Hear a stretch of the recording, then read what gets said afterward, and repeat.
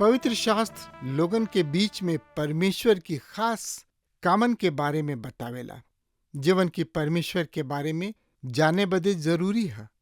जिंदगी की राह का यह उद्देश्य है कि आप सबन के परमेश्वर की मार्ग में आगे बढ़े में मदद करे और जिंदगी का मार्गदर्शन करे।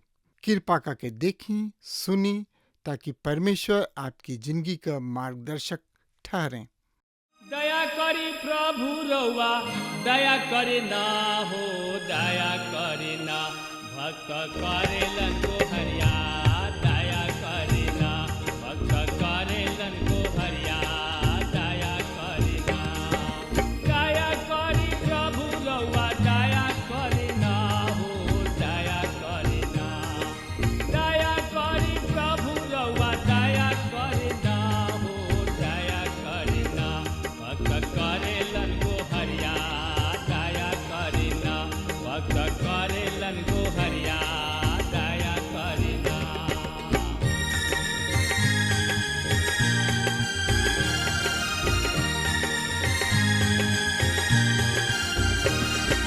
दया करी कृष्ण रउआ दया करे ना हो, दया करे ना।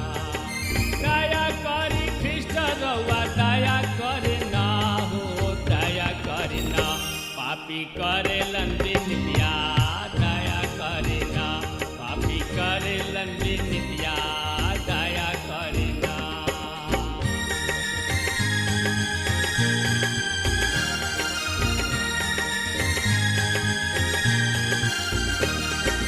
हाथ जोड़ी करी प्रभु शरण में सिसवा, दया करे ना। हाथ जोड़ी करी प्रभु चरण में सिसवा, दया करे ना। सेवक मांगेलन बरतनवा, दया करे ना। सेवक मांगेलन बरतनवा, दया करे ना। दया करे ना प्रभु दया करे ना जी, दया करे ना। दया करी प्रभु रउआ दया करे ना हो, दया करे ना भक्त करेलन को हरिया, दया करे ना। सेवक करेलन को हरिया, दया करे ना। सेवक करेलन को हरिया, दया करे ना। हाँ मित्र, पिछला कार्यक्रम में हमने के एकरा 6वां अध्याय के 1 से 5 पद के ऊपर विचार विमर्श कैले रही जा। आज हमने के एकरा 7 से आगे एकरा के अध्ययन करे के 6वां अध्याय में हमने के देख ले रही जा कि परमेश्वर पिता इस्राएल के बोलावताणे और उन लोग पर मुकदमा चलावताणे और वो उनका से सवाल करताणे कि हे हमार प्रजा, हम तोहार का बिगड़ले बानी। और तब 5वां पद में हमने के देख ले रहे जा कि परमेश्वर पिता उनका वो सब अनुभव के याद दिलावताणे जौन की मिस्र से लेके कनान देश तक पहुंचे तक ऊ कैलन। कौना तरी से परमेश्वर मिस्र देश से ओहनी लोग की गुलामी में से छुड़ौले और निर्जन प्रदेश में ओहनी लोग के सहायता कैलन और कनान देश में जौन की प्रतिज्ञा के देश रहे ओकरा में ओहनी लोग के पहुंचौले और बसौले और ओहनी लोग के आशीष दिहले, शत्रु सब के मार गिरौले और कौना तरी से ऊ राजा बलाक द्वारा बिलाम जौन की भाड़ा के न बिरहन उनका बुलावे जाए के घटना के स्मरण दिलौले और ऊ बतौले कि कौना तरी ऊ श्राप देवे के प्रयास कैलन, पर परमेश्वर वो श्राप के आशीर्वाद में बदल दिहले। छठवा पद में हमनी के देखले रही जा कि ऊ परमेश्वर से कुछ सवाल करताणे और ओकरा में ओह में उनकर पहला सवाल रहे कि हम का लेके यहोवा परमेश्वर के सामने जाई और ऊंचा पर विराजमान परमेश्वर के सामने झुकी। हमनी के सीखनी हजा कि ले व्यवस्था की किताब के पहला खंड में उन्हें ऐसन 5 गो बात के बतावल गइल बा जौना के द्वारा वो परमेश्वर तक पहुंच सकत रहन। त ऐसे ऊ एक हाली फिर सवाल करताने कि का ऊ केवल धार्मिक धर्मकांड के द्वारा ही परमेश्वर के समीप पहुंचल जा सकता, का उन्हें ही पूर्ण कैल प्राप्त हुई। सो ये तरी से ऊ परमेश्वर के कुछ करे के द्वारा पैदा करे चाहतड़े और परमेश्वर के साथ संबंध के जोड़े चाहतड़े। आज भी मनुष्य के स्वभाव में ई बात पावल जाला कि ऊ केवल कुछ क के परमेश्वर के प्रसन्न करे चाहतड़े, पर ए बात के द्वारा उनका दिल में केवल घमंड ही पैदा होता और एकरा अतिरिक्त उनका कोनो लाभ ना होला। परमेश्वर से हमनी के संबंध कौना तरी स्थापित हो सकता। पवित्र शास्त्र बाइबल हमनी के बतावेले कि यदि हमनी के अपना पाप के क्षमा करे और हमनी के सब अधर्म के दूर करे में विश्वास जोग और धर्मी हमें हमनी के परमेश्वर पर विश्वास ले आई जा कि ऊ हमनी के मोक्ष दाता हमें और उनका समीप आके अपना पाप के मान नहीं जा, ऊ हम अपना परमेश्वर के साथ संबंध के पुनः स्थापित कर सकतनी जा। केवल कर्म कांड द्वारा हमनी के परमेश्वर के प्रसन्न नहीं खींचा कर सकत। हमनी के केवल विश्वास के द्वारा ही परमेश्वर के प्रसन्न कर सकतनी जा और उनका साथ संबंध के स्थापित कर सकतनी जा। हम एक खाली आतवार के एगो स्थानीय मंडली के आराधनालय में एगोनी आराधना के पश्चात अधिकांश लोग संदेश के विषय में चर्चा कैलन, पर 2 गो आदमी ऐसन रहन जौन की हमरा से ई पूछत रहन कि महोदय तू ओह देवाल घड़ी के ओर अपन नजर कैला हा, कैसन लागल हा रुआ के। दूसर का बोले ऊ जौन की पीतर के बड़ लैंप बीच में लटकल रहे रुआ के कैसन लागल। हम कहनी मित्र हम ध्यान ना देनी हा, पर हुआ हमरा से काहे एह बात के पूछ रहल बड़ा। ऊ बोले हम देख ले बानी, ई हमरा द्वारा भेंट कइल गइल चीज हुआ। हाँ श्रोता मित्र भाई बहन, ऊ चाहत रहन कि उनकर प्रशंसा कइल जाओ। वास्तविकता ई रहे ऊ दोनों आदमी के कलिसिया के खातिर अति हानिकारक रहे। ऊ घूस खोर भी रहन। एगो नामधारी सदस्य कहताने हम नियमित रूप से चर्च जाइना, हम कलिसिया के अस्थाई सदस्य हई, हम चर्च में बड़ा ही उदारता के साथ दान दिहिना। ऊ जब हमरा से करे के कहताने तो हम ओकरो के भी करीना।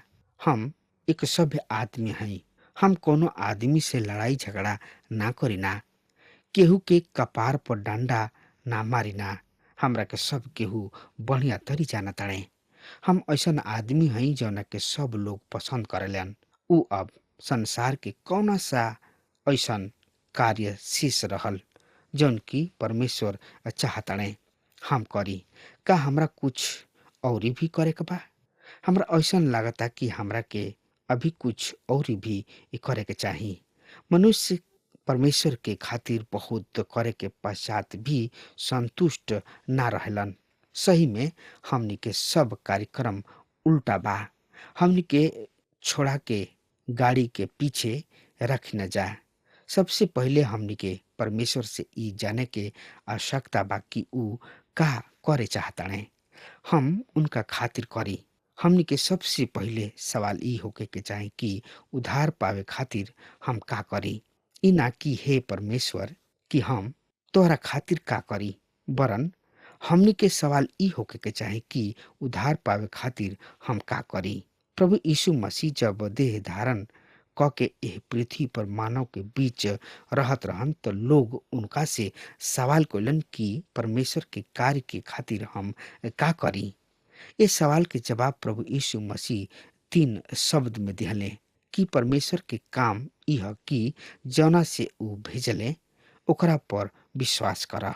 यूहन्ना रचित सुसमाचार के 6वां अध्याय के 28 और 29 पद में प्रभु यीशु मसीह ऐसन कहताने। दूसरा शब्द में वो कह रहल बाने कि प्रभु यीशु मसीह पर विश्वास कर त तू और तोहार घराना उधार पाई।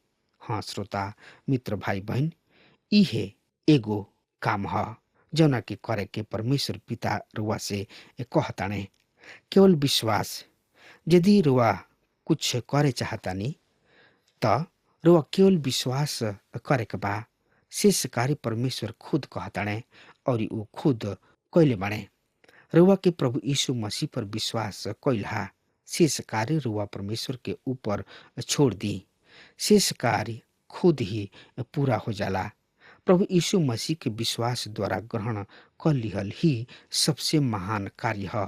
हाँ श्रोता मित्र भाई बहन, सही में विश्वास कार्य के विपरीत है। बचाए वाला विश्वास अर्थात उद्धार प्रदान करे वाला विश्वास कार्य पैदा करताने।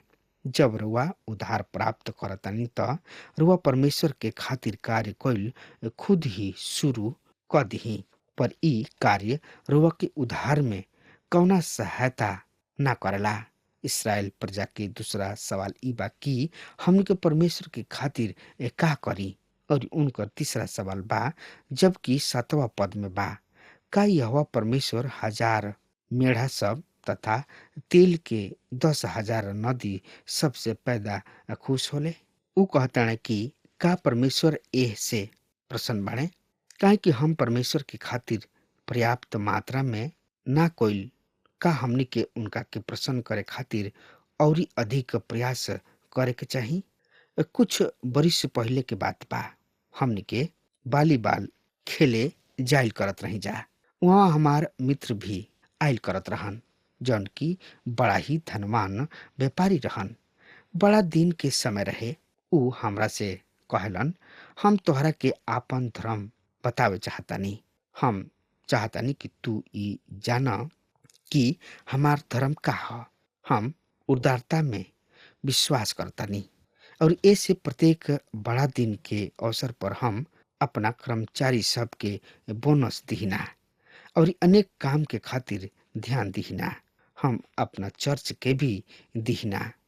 अब हमरा से परमेश्वर और का चाहताने कि हम उनका खातिर करी। जहाँ तक प्रभु के बात बा, हम उदारता के साथ करे वाला आदमी हई। हम सब कुछ कर सकत तानी जौन कुछ प्रभु हमरा से कहताने। का इहे उ कार्य ह जौन में परमेश्वर उदार होके के बा। अनेक लोग कहलन संभवतः हम जौन कुछ कैनी उ पर्याप्त ना रहे। हमरा ऐसन अभ्यास होला कि हमार संबंध प्रभु के साथ ठीक नहीं खे। उ सही में बड़ा निष्कपट व सच्चा लोग हमें, पर काहे कि उ उधार पावल गोइल लोग ना हमें। यद्यपि उ कलीसिया के सदस्य हमें, उ ई महसूस करत रहल बाने कि जौन कुछ उ परमेश्वर के खातिर कर रहल बाने उ पर्याप्त नहीं के। उन्हें एकरा से कुछ अधिक करे के चाही। पर जौन आदमी उधार पावल आदमी हमें, उनका एह बात के चिंता ना करे के होला। काहे कि उ परमेश्वर के प्रसन्न करे खातिर मुख्य कार्य पूरा कइले बाड़े। उ परमेश्वर पर विश्वास कइले बाड़े और परमेश्वर अब उनका से प्रसन्न बाड़े और अब उ खुद स्वेच्छा से परमेश्वर के सेवा करेलन।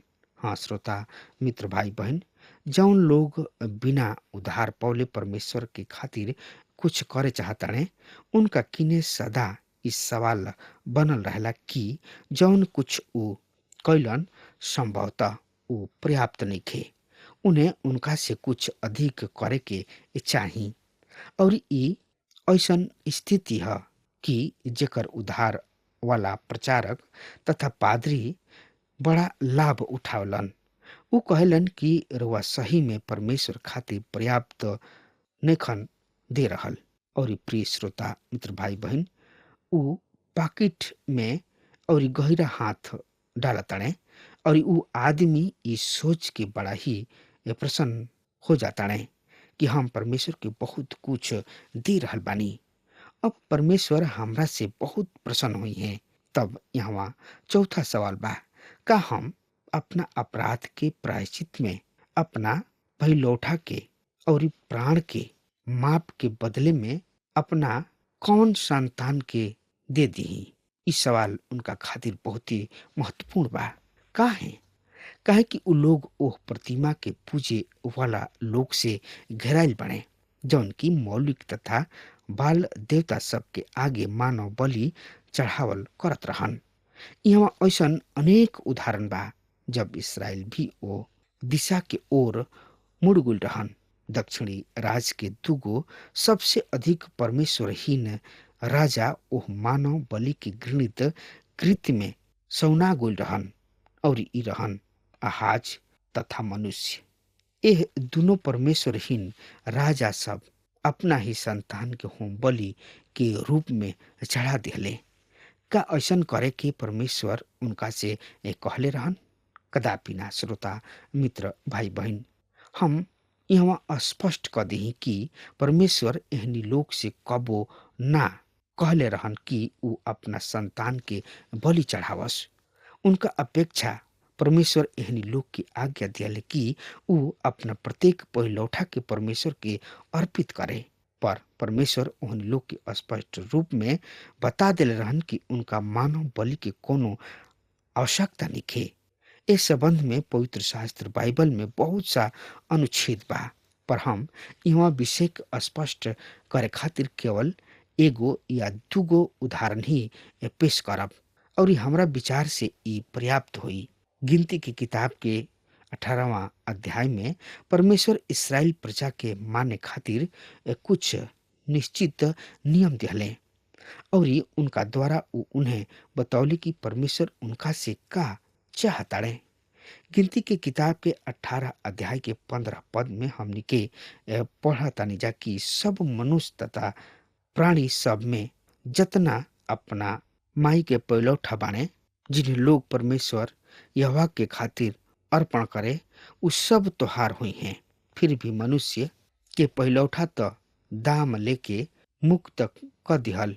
हाँ मित्र, तथा अशुद्ध पशु सब के पहिलौठा के दाम लेके मुक्त क दिहले।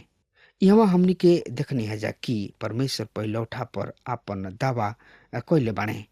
परमेश्वर कहले कि पहिलौठा उनकर ह, पर उन्हें दाम देके मुक्त क दिहले और एह छुटकारा अर्थात युक्ति के मूल्य चांदी और चांदी देके पहिलौठा के छोड़ा लिहल जाओ। स्पष्ट बा कि परमेश्वर मानव बलि ग्रहण ना करी हैं। ऊ अशुद्ध पशु सब के भी ग्रहण ना करी हैं। मित्र, मनुष्य भी पाप के कारण अशुद्ध आदमी है, ऊ शुद्ध ना है। मित्र, आज लोगन में ई प्रचलन बा कि ऊ अपना वचन के प्रभु के सामने अर्पित करे। बहुत बढ़िया बात बा कि ई बढ़िया अभ्यास बा और एगो पास्टर होके के नाते हम भी अनेक वचन के प्रभु के सामने कहतानी। ओह में से अधिकांश बच्चा सब एगो आदर्श पेश कैलन। एक खाली जब हम एगो सेमिनरी में प्रभु के संदेश देत रही, एगो महिला अपना पुत्र के लेके अली और ऊ बतौले कि ई उहे बालक हवे जेकरा के रुआ अर्पण कैले रही। हम परमेश्वर के धन्यवाद दिहनी कि ऊ बालक बड़ा होके एगो बढ़िया आदमी बनल, पर हम उनकर भी अर्पण कैले रही जौन की बड़ होके कोनो बड़ झील में आपन जिंदगी समाप्त कर रहल बने। मित्र, अपना वचन के प्रभु के खातिर अर्पित कैलन बढ़िया बात बा, पर एक और कोनो गारंटी नइखे कि ऊ आगे चल के एगो बढ़िया ही आदमी बनी। पुराना विषय में परमेश्वर पिता कहले, तू अपना वचन के दाम दे के छोड़ा ला। हमरा के अभी ओकर आवश्यकता नइखे, अभी हम ओकरा के ना लेब। काहे? परमेश्वर अभी उसे काहे न ली है? काहे कि ऊ अभी एगो अशुद्ध पशु के समान बाणे। ऊ अशुद्ध ह। इह कारण बा कि जब एगो स्त्री एगो शिशु के इस संसार में लेके आवेले ऊ ओ अशुद्ध होला। यद्यपि ऊ अबोध बालक कहलाले, पर ऊ अशुद्ध हवे। ऊ स्त्री एगो अशुद्ध वस्तु के संसार में लेके आवेले। ऐसे भजन संहिता के लेखक भजन 51 के 5वां पद में कहताणे कि देख, हम अधर्म के साथ पैदा भइनी और पाप के साथ अपना माता के गर्भ में पड़ले। मित्र, जब तक बच्चा छोड़ावल न जाला परमेश्वर उसे ग्रहण न करी है, काहे कि ऊ पाप के व्यवस्था में आपन माता के गर्भ में पड़ल बने। अर्थात मनुष्य जन्मजात पापी ह, चाहे ऊ बालक होखे या बड़ बुजुर्ग। आदम के पाप के कारण बालक हर एगो जुआ और प्रत्येक बूढ़ बुजुर्ग पापमय प्राणी ह। सो जब तक बच्चा छोड़ावल जाला परमेश्वर उनका के ग्रहण ना करी है। हमनी के अर्पण व्यर्थ बा। सबसे पहले हमनी के बालक के आवश्यकता बा। जब तक हमनी के बालक प्रभु यीशु मसीह के आपन व्यक्तिगत उद्धारकर्ता ग्रहण ना कर ले, तब तक हमनी के प्रतीक्षा करे के बा। और जब ऊ ऐसन करेलन, वही क्षण परमेश्वर पिता उसे स्वीकार करलन और अपना सेवा खातिर प्रयोग करलन। और जब तक ऊ ऐसा ना करलन परमेश्वर पिता ओकरा के प्रयोग ना करलन। अनेक माता पिता अपना बालक के परमेश्वर के सेवा में देवे चाहताणे। हाँ मित्र, सबसे पहले हमनी के बालक के छोड़ावे के जरूरत बा। उसे छोड़ा के प्रभु यीशु मसीह के हाथ में सौंपल बहुत ही जरूरी बा। जब वो प्रभु यीशु मसीह के व्यक्तिगत रूप से अपन उद्धारकर्ता ग्रहण करला, तब ही परमेश्वर पिता ओकरा के ग्रहण करेलन और ये अपना सेवा में प्रयोग करलन। निर्गमन के किताब में हम पढ़तानी कि हर एगो पहिलौठा के हमार खातिर पवित्र ठहरल इसराइली सब में गर्भ के उत्तम फल, चाहे मनुष्य सब के हो या पशु सब के, ऊ हमार ही है। निर्गमन की किताब के 13 अध्याय के 2 पद में हमनी के ए कथन के पावतानी जा। पर ले व्यवस्था की किताब में हम पावतानी कि तू अपन संतान में से केहू के मेलेक के खातिर बलि चढ़ा के अपना परमेश्वर के नाम अपवित्र मत करीह। दूसरा शब्द में परमेश्वर पिता कहले कि तू मानव बलि मत चढ़ीह। अपना वचन के लेके मानव बलि के रूप में मत चढ़ीह। यदि तू ऐसा करब त हमार पवित्र नाम के अपवित्र ठहराइबा। हाँ श्रोता मित्र भाई बहन, हम अपना वचन तथा वचन के खातिर प्रभु जी से इहे प्रार्थना करतानी कि सबसे पहले ऊ उद्धार के अनुभव प्राप्त करे, अर्थात ऊ छोड़ावल जाओ और प्रभु यीशु मसीह के आपन उद्धार करता ग्रहण करे।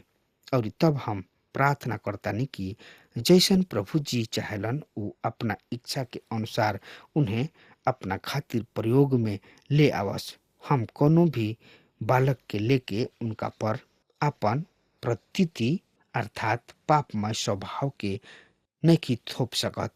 प्रभु के सेवा खातिर उनका पर दबाव नहीं डाल सकत। ई सफल ना होई और ई बढ़िया भी नहीं खे। अब 8वां पद में हम पावतानी मिका नबी की किताब के 6 अध्याय के 8 पद। यहाँ प्रभु के वचन एहतरी से बतावता कि हे मनुष्य, ऊ तोहरा के बता दिहले कि बढ़िया का बा। यह परमेश्वर तोहरा के छोड़ और का चाहता है कि तू न्याय के कार्य कर। कृपया प्रेम रख और अपना परमेश्वर के साथ नम्रता से चला। अब ये पद इस 4 सवाल के जवाब है। 8वां पद उदारवादी विचारधारा आदमी सब के खातिर आनंद के विषय है, काहे कि वो सोचताणे कि ई पद धर्म कर्म के शिक्षा देताणे, अर्थात ई सिखावताणे कि मनुष्य कर्म सब के द्वारा उद्धार प्राप्त कर सकताणे। पर मीका नबी यहाँ उत्तरी राज्य इसराइल के अनेक निष्कपट व सच्चा लोग के सवाल के जवाब दे रहल बने। ई उ लोग रहन जौन की अंधकार में रहन, जौन की परमेश्वर के वचन ना सिखले, ना जानत रहन, जिन्हें परमेश्वर के वचन सिखल भी ना गोल। उ ई जाने चाहत रहन कि परमेश्वर के उपस्थिति में कैसे पहुंचल जा सकता। उ जाने चाहत रहन कि का उन्हें होम बलि दे के जाए के चाही, का उन्हें अनेक बलिदान लेके जाए के चाही, या फिर उन्हें अपना वचन के बलि दे के आवे के चाही, या हमनी के एह तरी परमेश्वर के उपस्थिति में पहुंच सकतनी जा। ई उनकर महत्वपूर्ण सवाल रहे। उनका ए समस्त सवाल के जवाब देताने उनकर जवाब बा कि परमेश्वर के एह में से कोनो भी वस्तु के आवश्यकता निके। हाँ श्रोता मित्र भाई बहन, अब हमार समय खत्म हो रहा बा, तब तक खातिर हुआ हमरा के आज्ञा दी। परमेश्वर हुआ के बहुते बहुते आशीष दे। आमीन। हमके विश्वास बा कि ई कार्यक्रम आप सब खातिर फायदेमंद सिद्ध भइल हुई। अगर आप सबके लगे बाइबल से चाहे आपकी निजी जिंदगी से कोनो सवाल होके, चाहे कोनो समस्या खातिर प्रार्थना करावे चाहतनी, तो हमारी फोन नंबर पर जरूर संपर्क करें और आज का दिन आप खातिर सुखद